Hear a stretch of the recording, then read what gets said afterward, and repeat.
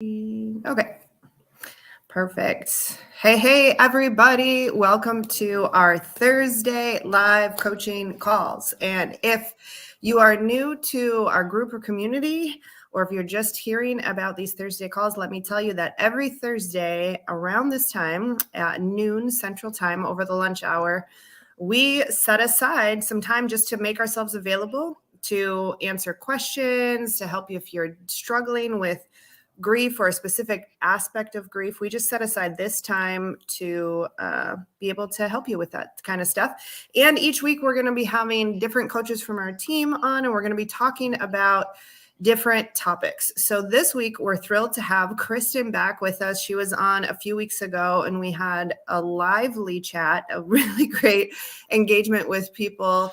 And in that time we were talking about compound losses because Kristyn has experienced tremendous amount of loss in a short period of time, and she has overcome and healed and is walking in amazing strength and health and joy and all of those things. So that's what we were talking about last time. But today we are going to be talking about one of our steps in the grief relief process, and this is one of Kristyn's favorite steps. So Kristyn, why don't you tell the people which step we're talking about and what it is?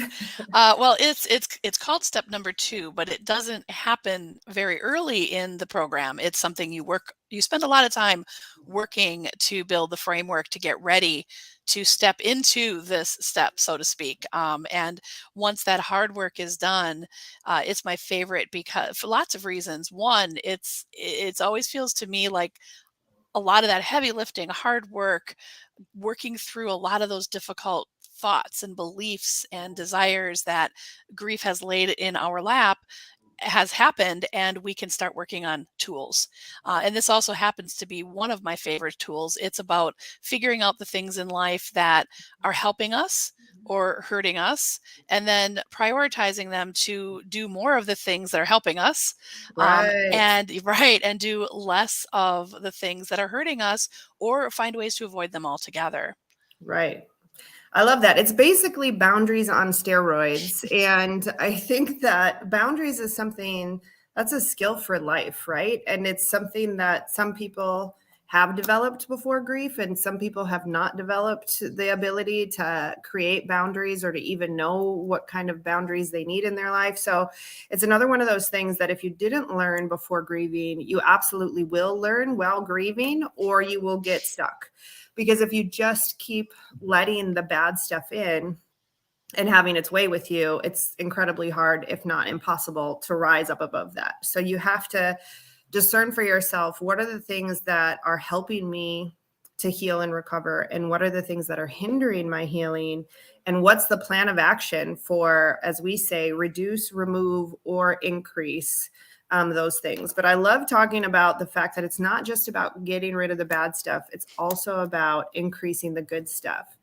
Because if you think about it, if you had a goal to lose weight, it wouldn't be just about removing the sugar or removing the alcohol or whatever it is. It's also about increasing your exercise and increasing the healthy foods that you're getting, right? And so tell me about what this looks like. What did this process look like for you in your grief recovery journey? Yeah, this was a step that I just kind of seemed to do without knowing I was doing it. And then when I found out about the program later and read the step, I went, oh, that's exactly what I did. Like you said before, I had multiple losses over a short period of time. And over a 2-year period, I lost 7 family members. The last loss was my husband, which really brought me to my knees and made me feel like the earth had just swallowed me whole. Mm, And I was struggling as anybody would. right.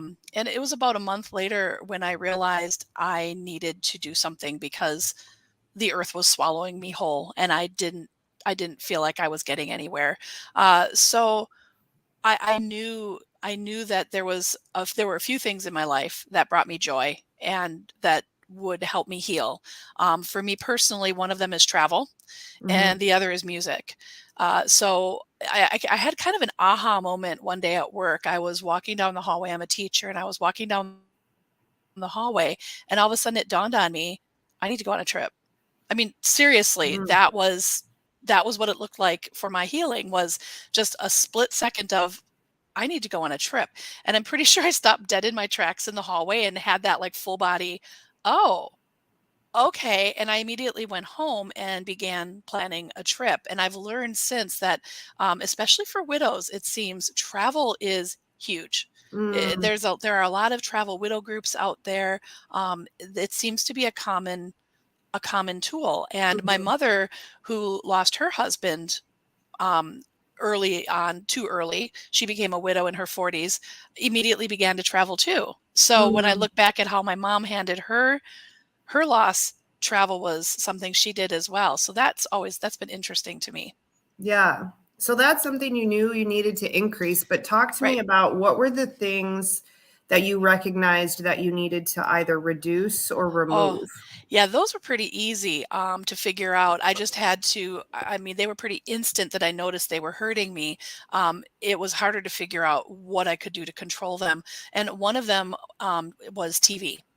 Mm, My husband died from cancer, and it was pretty medically traumatic. The battle that he had with cancer, in and out of hospitals, a lot of advocating for his needs, a lot of managing medications and symptoms, and it was very stressful. So if you turn on a movie or a TV show, usually the opening 10 minutes is a traumatic medical scene. right. And I just found myself, first of all, turning on TV, seeing that, turning it off and groaning and, oh, you know, oh, and then being frustrated because I'm like, well, I can't even watch TV. I can't Yeah. relax by watching TV.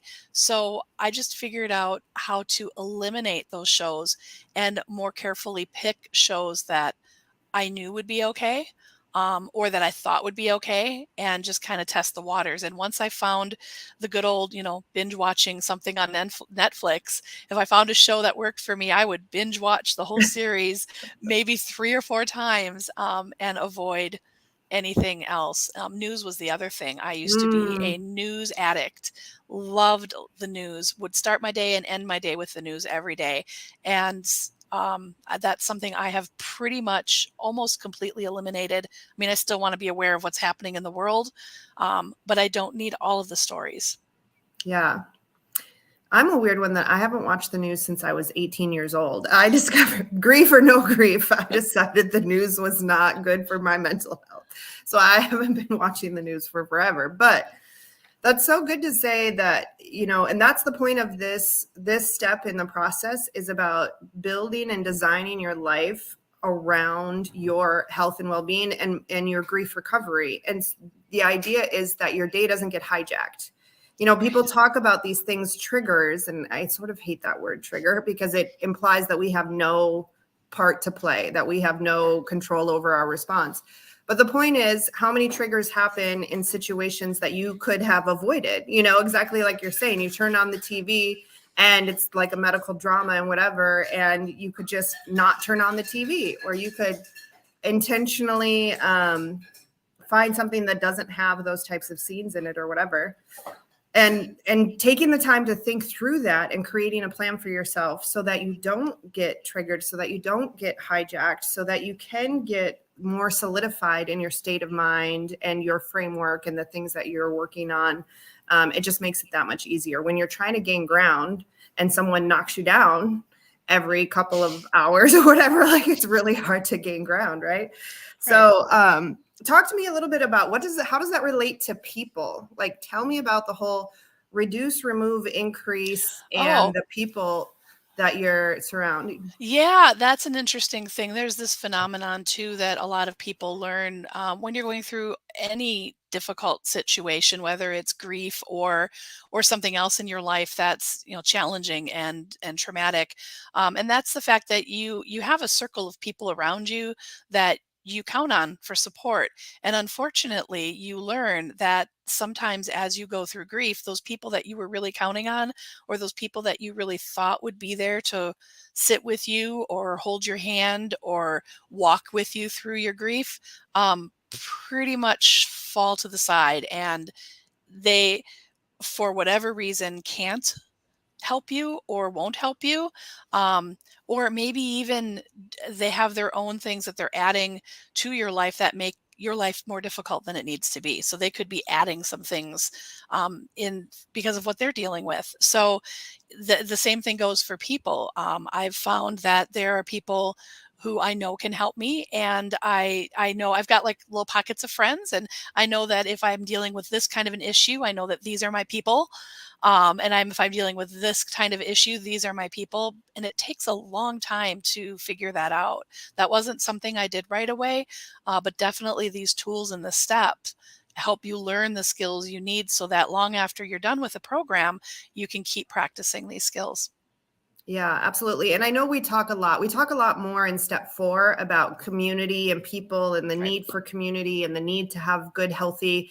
But this step 2 is really about identifying the triggering people or the people that are just insensitive or, it's more about environments. And so what I encourage people to do is just pay attention when you're at work or when you're encountering people. Do you feel better or worse after you talk to somebody? Like, just make mental note of that. And we're not even saying that they're good or bad people or that we can't be friends with them later or whatever, or even now be friends with them. But just recognize who's helping your emotional stability and your mental health. And you really do need to be proactive. No one else is going to do it for you. And this is part of, again, the embodiment of all of our steps is really moving from a reactive place to a proactive place, and really designing our recovery and designing our healing and designing our environment so that we're not a victim to those things. We're the ones that are in control and dictating who we, put ourselves around, who we allow to speak into our life, who we're sharing our grief with, and who we're not. Where are those safe places? So it's so good. It's so good. Another thing that I recommend for people, if you're tuning in and you're wanting to apply some of these things to your life, remember that when you're grieving, it's a bit of a moving target. Where you are today, God willing, is not where you'll be 3 months from now. You should be getting better as you go. If you're doing consistent actions and surrounded by loving support, it should be getting better as you go. So remember too that these are not lifetime rules or restrictions. These are just you being aware and coming up with a plan for the next 3 months. I always tell people, try stuff on for 3 months and then revisit it, in 3 months and see how you feel. What were you going to say, Kristen? No, I wasn't going to say anything. Oh, it sounded like you had a thought. No. Like, so we've talked about people, we've talked about TV, even music is another one. I know a lot of music is so emotional and it's so triggering. Like, it can just bring you right back to a memory, right? It can bring you right back to a place. And I know people that for a long, long time, music is really hard for them. Mhm. And so I just want to encourage you, though, to be open that music someday might not be so hard or heavy. Like, it was really hard for me when Quentin first died and a song would come on that would remind me of him, and I would be so upset. And so for a season, I removed all songs that were connected to Quentin off my playlist because I only listen to Spotify. I don't listen to the radio or anything. So for a season, I had no songs that would remind me because I didn't want my day hijacked. I didn't want to get sad when I was trying to just have a regular day. But over time, as I got better and more healed and healthy, I now actually have a Quentin playlist in my phone, and I will listen to it. And it is it's It's fun for soothing and me. Yeah. supporting. It has a whole I have a funny story with that. Music for me, yeah, after my husband died too, it seemed like the lyrics meant something completely different than they had meant the day before when he was Right. alive. It's like suddenly every song, the meaning changed, and it was sad rather than joyful. Mm. But after time went by, that did change for me as well. And now music, it's always been a soothing place for me to heal, more so to play music. I'm an amateur musician. I play music, and that is always something that is healing for me to just dive in and forget about everything. But just today, I was at the dentist. I was really nervous about being there because it was far too long since my last dental appointment, and I have some pain, and I was pretty sure I had a cavity and was a little fearful it would, turn out to be something worse. So as I'm sitting in the dentist office filling out the paperwork, a song comes on their Spotify list, and it was my husband's favorite group. And I just took that as, oh, isn't that comforting? In this Yeah. moment where I'm feeling very stressful, that song comes on and it soothed me. And the dentist appointment went well. Yay. I do have a couple small cavities that'll get filled, but they told me I came in at the right time and we're going to be good to go from here. But yeah, that music, which that same song, had it played a week, a few months after his death, it would have brought huge sorrow. Right, right. So just an encouragement for those of you, depending on where you are in your grief recovery journey, don't shut the door on music. Don't think that it's always going to be painful or it's always going to be hard to hear. Those things can become sweet. And those are the things that actually can help keep us connected to our loved ones. I do the same thing. Like if a random Quentin song will come on, like I'm like thinking he's there, Yes. like I'll talk back to a song. Yep. I do the same thing. Yeah, I said, thank you, honey. I needed that right now. yeah, yeah. Like if something silly or funny happens, or I'm stuck in traffic, and then a Quentin song comes on, I'm just like, all right, cue, okay. Like like so, and we're not weird. This is totally normal. This is totally okay. I'm claiming it as normal. Okay. Normal for us. I see a couple people are watching. If you're watching and if you have a question, comment either about what we're sharing about step 2 or just about your own grief recovery journey, go ahead and drop a comment below. We will be able to see them and interact live. That is the purpose of this time together. I did also want to talk about social media. Social media is such a thing that I believe social media is like money or guns or anything else. It's a tool that can be used for good or evil. It's all about the hands. But just like money and guns, they can be very dangerous, and it can be really easy to get influenced negatively by social media. And so, did you have any issues with that? Well, What was your yeah, strategy? I was lucky in a way because yeah, social media can be very dangerous. My husband's cancer diagnosis, I had found an online support group of people who had family members with that same diagnosis, and that support group became like a little family. And Mm, it still works as a little family. The people long after, if they've lost their loved ones, they often stay active in the group and just are there to support others.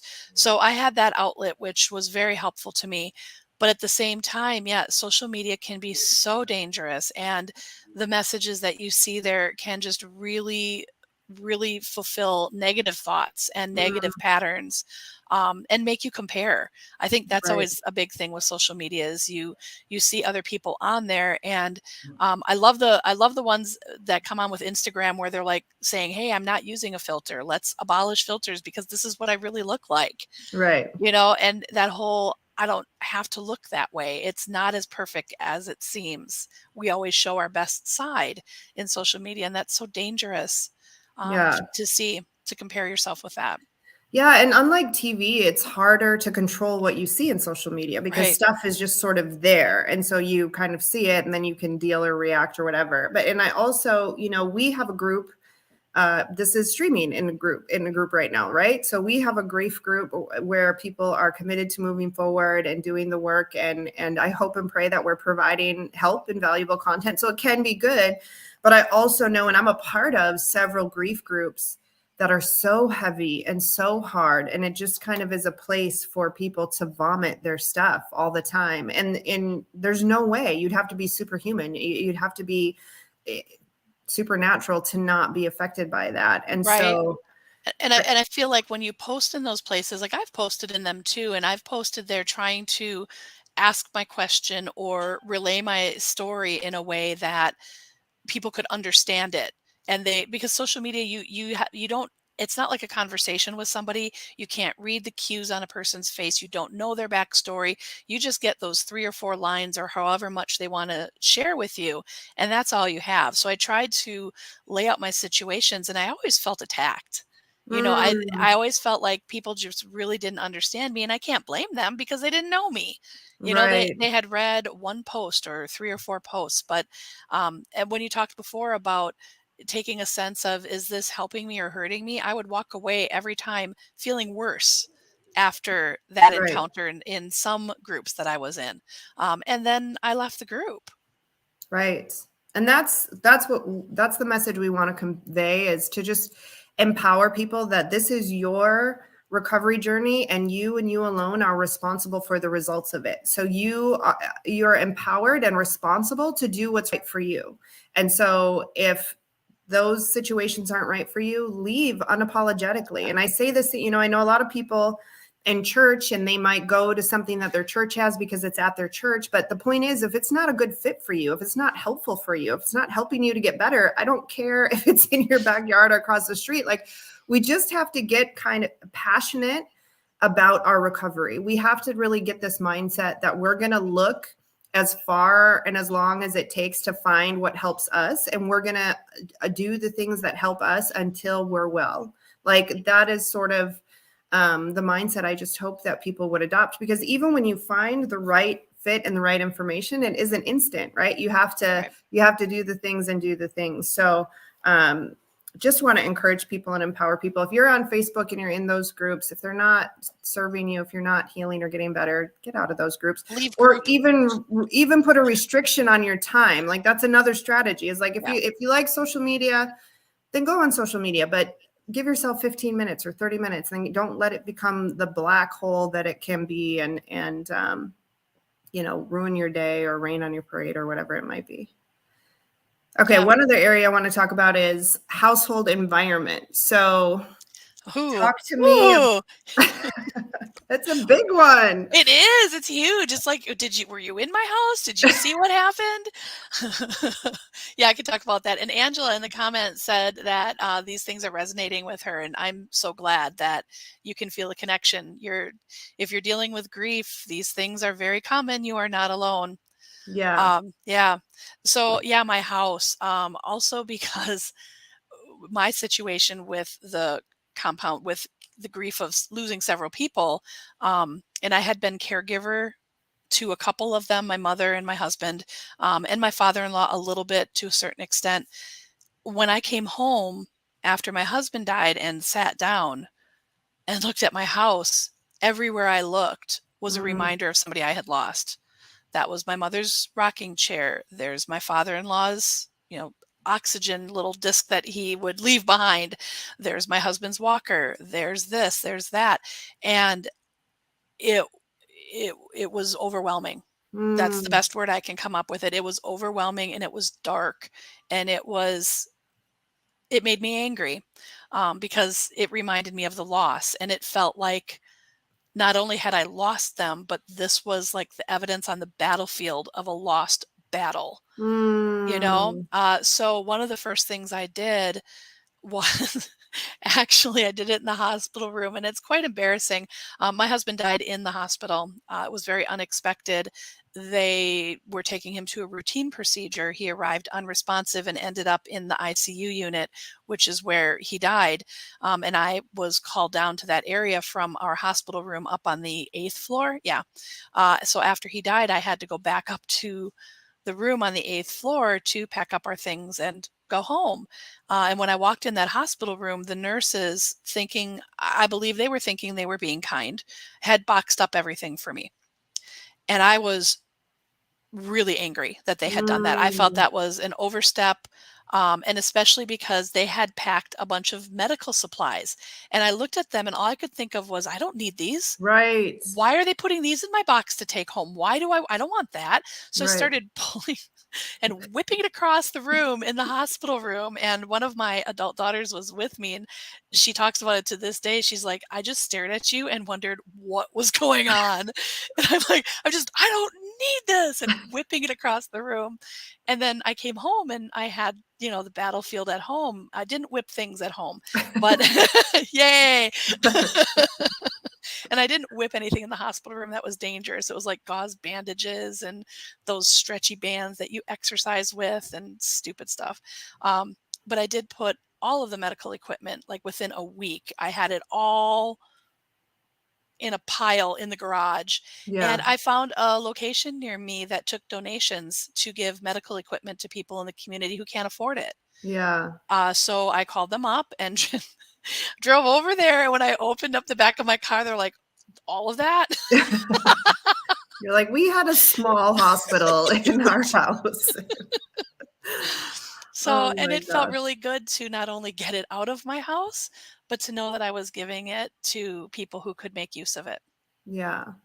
Did you ever do anything else? Like I've talked to a lot of people that, end up somewhat redecorating or move just to bring in like a new Yep. feel and a new energy. I did that slowly, and I'm actually still doing it. My husband died over 4 years ago. I rearranged the living room. Hmm. I completely changed the layout of the living room. That happened pretty quickly. I have rearranged my bedroom. I've done some remodeling work. Yeah, I've bought new furniture. I'm about to paint things differently. But that's been a slower process for me, partly because I'm very frugal and I don't like to spend money. But yeah, that helped a lot too, especially just rearranging the living room. Right. And seeing, because like I said before, that room was like a battlefield to me. So by rearranging the room, I was now physically sitting in a different spot, and I Yeah. had a different viewpoint of the room and a different perspective on the space, and that just really improved things for me, and that cost nothing. Right. That's such a I don't have, my mom died in her house and my son died somewhere else. But for me, that was kind of like the entire state of Minnesota was that for me. So like I moved to Florida in between my mom and my son passing. And because of flying home for the funeral, like so much of Minnesota was associated with that. And obviously coming home for the funeral was but the next time I came back, I just remember like getting a pit in my stomach as the Mhm. plane descended. And same thing everywhere I turned, it's like, oh, this is every corner in this state has a memory with either my son or my mom, right? And Yep. so kind of coming to peace with that or making it allowing it to be something new that isn't just about the memories of people, but it's also now I can I'm in Minnesota right now and I love it and I'm making new memories and I'm having fun, and it is old memories mixed with the new. But I just know that can be such a place where people get stuck, Yep. and it can be such a place where it accelerates healing. I know a lot of people who lose children especially, and they don't touch their child's room. They just leave it exactly as it is, or they don't deal with the physical belongings of the person that they lost because they imagine it'll be too painful. And I just want to encourage you, if you're in that place, that yes, dealing with that stuff is hard and it's not going to be easy, but I actually believe it's instrumental for your healing. Like there's levels of healing that come through and being on the other side of dealing with the physical stuff and dealing with your house and your space. And for everyone it's different. Another one of our coaches, her son passed away and she moved. She just couldn't be in the house, didn't want to be in the house. And that was what was right for her, right? Like that was what Right. she knew she needed to do for her own healing and mental health and recovery. And so we're not here to tell anyone, we're not here to tell you what to do. We're just here to encourage and empower you to determine for yourself what is the right thing for your healing. That's the key though, is like, what is the path you need to take, the action you need to take for your healing as it relates to your physical environment as well. Maybe you can stay in the same place. Maybe you can leave it exactly as is and it doesn't require any changing. Maybe you need to change some things up. Maybe you need to move completely. But this is just what we like to make room for people to discuss and discover and decide and then do. Actually go and do these things, because making changes and creating boundaries is hard work, even when you're not grieving. Like tackling some of these things and doing these things, even when you're in your quote unquote right mind or like a healthy place, is not easy work. And it's especially hard when you're grieving. But I like to say too, if you can do this stuff in the midst of grief, regular life will be a breeze. Like if you can master these skills and even develop them in any capacity, if you can learn about how to know what you need and then advocate for that and put boundaries that protect your heart and mind and well-being, then when you're not in a season of grief, you're going to be operating at such a higher capacity than you probably ever were before the Yep, I grief, use the skills in daily life that doesn't, with issues that aren't grief related. Right. And yeah, they have helped immensely. Yeah. to know what brings me joy and to make sure I plan that time to happen so that I Right. have something to look forward to and something to work for. Yeah, these skills definitely go beyond grief, which is Right. awesome. Yeah. And I mean, the biggest thing is just the shift in mindset about where the responsibility truly lies, where the power and the responsibility for your life and your environment and how you approach it, like that really begins and ends with you. And you can do as much or as little with it as you like. But that's what we help folks to do in the midst of grief. So we are right up at 12:30. Man, that Thanks goes for the fast. I know. We just have these quick little chats. Maybe we'll if there ends up being more people or a ton of questions. Like I think last week we ended up going a little past 12:30 because we were getting some great questions from folks. But it's always lovely, always a delight to have you here. For the couple people that are watching, this is your last call. If you have a question or comment, something that you're struggling with as it relates to grief recovery, go ahead and drop it in the comments now. We'll be happy to answer it. Otherwise, we will wrap up our Thursday afternoon time. It is actually finally gorgeous here in Minnesota, so I plan to go Yeah, outside. did you have storms last night? We had terrible storms yesterday and through the Oh, evening, really? and yeah, and now literally as we've been here this half hour, I'm looking out the window, which is on the other side of my computer, and the sun is breaking through, and yeah, I think I might go outside. Okay, we did get a question. See, ask, and there you go. So Anne wants to know, how do you stop isolating? Well, that is a good question, Anne, and that is something that's super common in grief because, well, a couple of reasons, but I think one of the reasons we isolate is that we get around people who don't get it, don't get us, and they're awkward and clumsy, and so then we just stop sharing with people. So, and my advice to you is to intentionally seek out people that are Yeah. safe and places that are safe for you to be exactly as you are, to come as you are, to be able to talk about your grief and your loss, and who are going to accept you and love and encourage you and support you as is, so that you can find safe places for connection. And I think once you find even just a couple, you don't need many, honestly. If you have 2 or 3 safe places where you can go and talk about your grief, it helps you be able to connect with people in general who don't get it, right? Like when I feel like I'm being heard and seen about grief recovery, then I can chat with the neighbor about nonsense and it's okay, right? Like, is that making sense?